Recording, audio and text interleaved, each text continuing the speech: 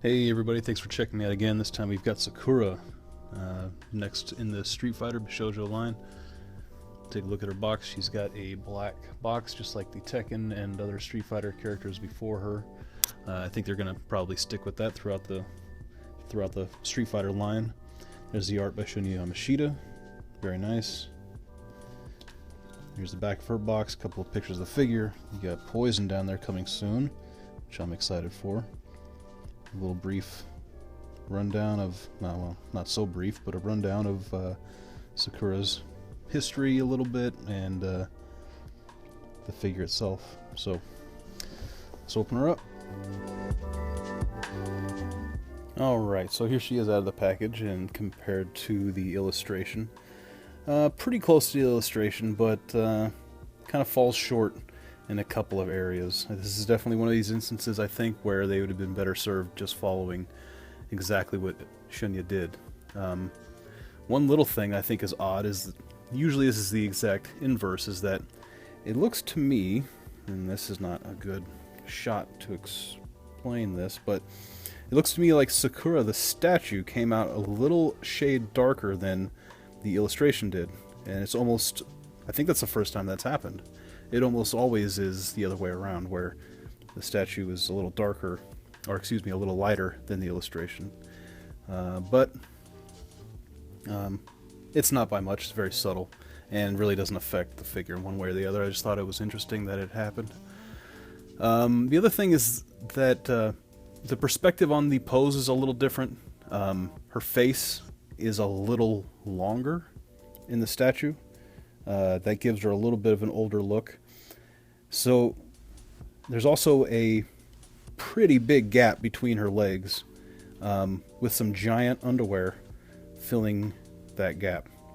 They look big, and that's not necessarily a problem. That's not what I get from the illustration. The illustration looks like her legs are where basically her legs and her butt meet. They're pretty close together. You can actually see a little bit of her butt cheek there in the illustration, just a little bit, and no giant red bloomers that she's rocking here. They're too big. It's not very appealing, if you ask me, and I call me old-fashioned, but I feel like these things are supposed to be appealing, and even a little sexualized. And I get the sense that they really tried to downplay that with Sakura.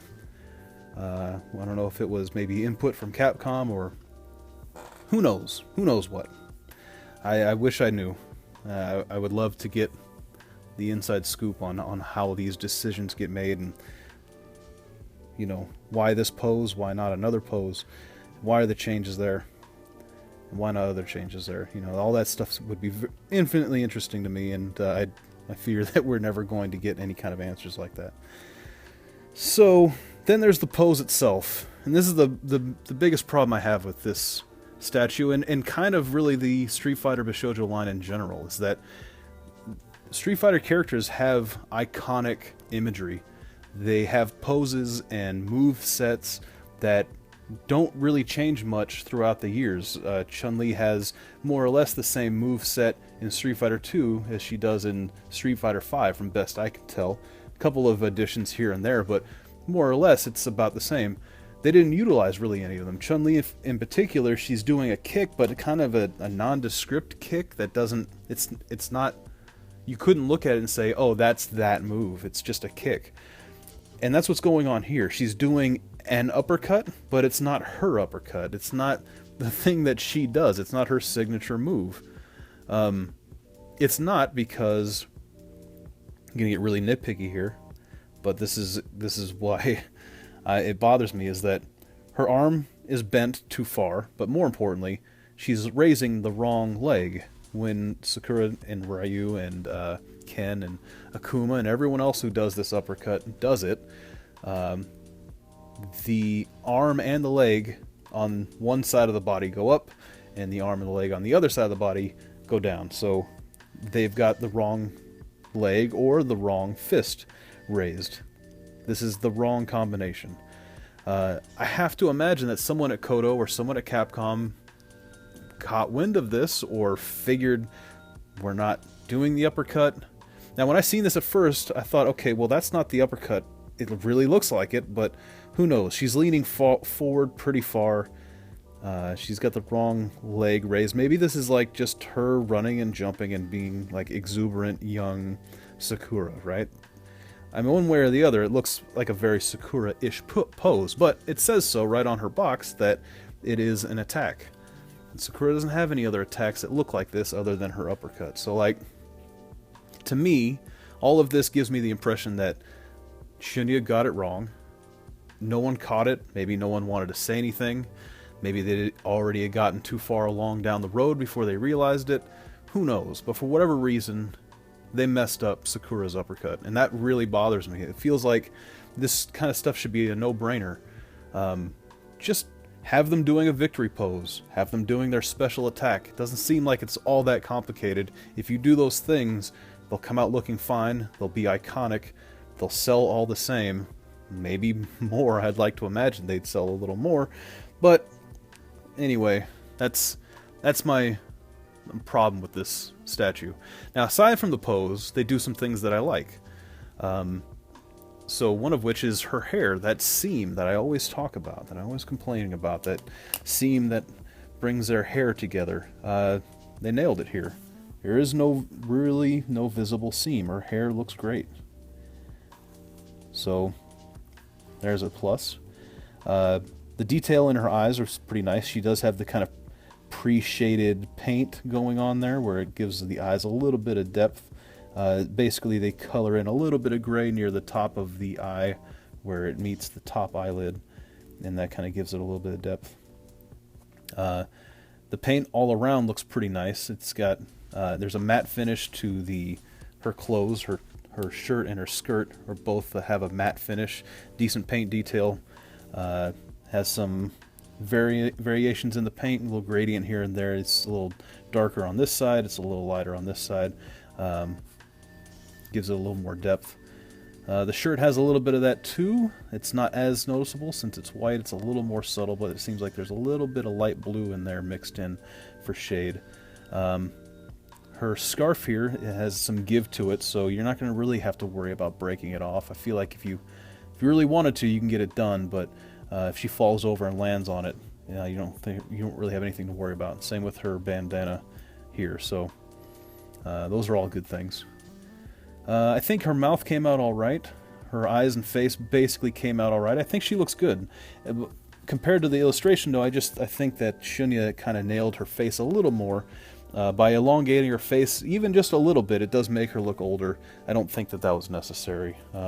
She looks a little bit more like Sakura in the illustration to me, just because she looks a little younger. Her skin is done pretty well. Like I say, she seems to have a little bit of a darker tone to her skin than in the illustration, but that's just fine. But I like that she's got a kind of semi-glossy finish on her gloves. That contrasts with the skirt and the shirt, and kind of makes the shirt seem like cloth and the gloves seem like leather. So it's a nice contrast there.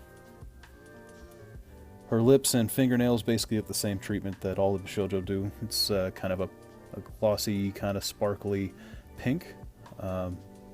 Seems like the lips and the fingernails are basically the same color. You can see a little bit of her undershirt there. It's coming out through the neck.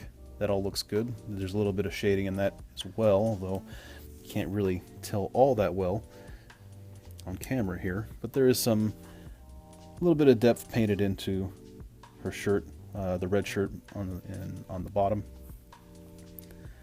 You get a little bit of that underneath too. That pretty much goes all the way around.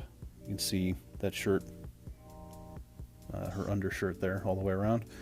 And then we have these, I don't know, kind of granny panties almost. They're just a little too big. They look too big, and I think there was an attempt to kind of tone it down a little bit here. That's what it looks like to me. And I don't think we need to be doing that, honestly. But whatever, what are you going to do? This is what we ended up with, so it doesn't like ruin the statue or anything like that. It seems unnecessary, and it's not really aesthetically pleasing to me. I think, you end up making it look worse than it would otherwise, so don't really dig that. I do have a little speck of paint missing here. Well, I'm sorry, not missing. I have a little black speck that showed up on her butt cheek there.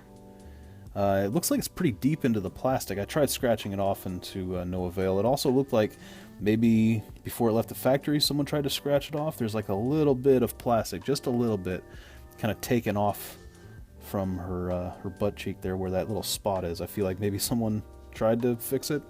They didn't, but it's kind of hard to tell on the video. There's another little spot in the plastic right there on her hand. You can see on her ring finger there. I really wish that they could get a handle on that so that they just didn't come out with these spots. I don't know. It's a little annoying. I guess you can just pretend it's a birthmark or something. She's got her Chuck Taylors on, making it the second Bishoujo to rock Chuck Taylors after Jubilee.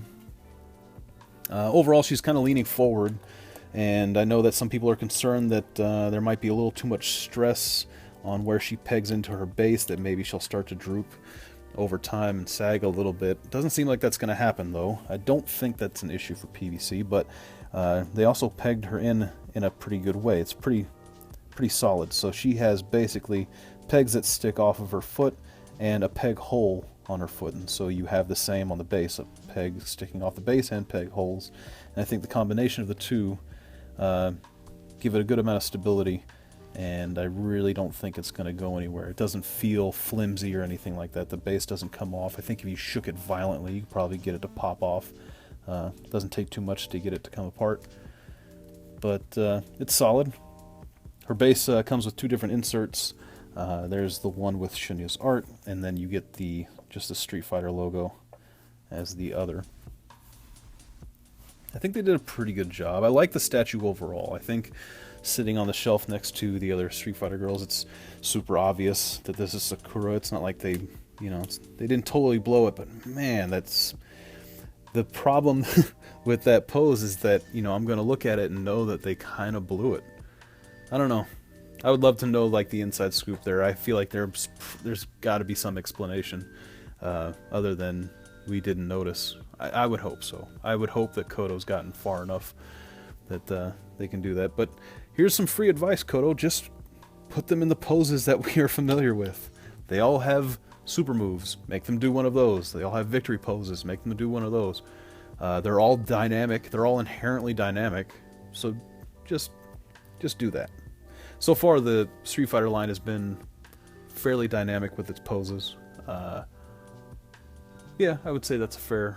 The Juri, not as dynamic, but she's got her leg raised, and she's looking good. Juri, so far, I think, is still the best for the Street Fighter Bishoujo line, so Sakura's not going to take the crown just yet. I think Poison has a good chance, too. All the pictures I've seen so far of her look great. But as far as Sakura goes, I don't know. I feel like there's just some missed potential there. Just switch the legs. and take off the bloomers and put on like what she normally wears in the game or whatever as far as her underwear goes. Just make it accurate. Come on, guys. Let's get our shit together here. Alright, let's do some size comparisons. Alright, and here's how she sizes up with the others in the Street Fighter line. Pretty well. Seems about on point. She looks to be the smallest, but I don't know, those poses can be deceptive, so take it with a grain of salt, I think. So anyway, this is the kind of obvious, I think, comparison to make, so maybe we'll do one that's not so obvious. Like these. How are these for not obvious? Maybe it's time to do another Rogue, Koto? I don't know how many times you're going to have to be asked before you'll just do it. And then Black Widow, because why not? Anywho, that'll do it for now. I've got, still more Bishoujo to do. Once I get those done, they'll be moving on to Iron Man. I shot a review for Iron Man, but I just didn't put it up. But there's the the variant Play Arts Spider-Man. So that I'll get around to that at some point, I'm sure. I also got the Boba Fett, the Play Arts Boba Fett, and I think that's about it. I think that's about all I want to review for now, so stay tuned for those, and stay tuned for hopefully some improvements coming to my videos and my channel, and hopefully sooner than later. Subscribe, please. Give me a thumbs up. Share the videos wherever you like, and tell a friend. Tell your mom. Go tell your mom right now that she should subscribe to my channel, so she can get all her Bishoujo reviews right here, and she'll love you for it. I promise. I promise you that if your mom subscribes, then she will love you. So, thanks. See you on the next one.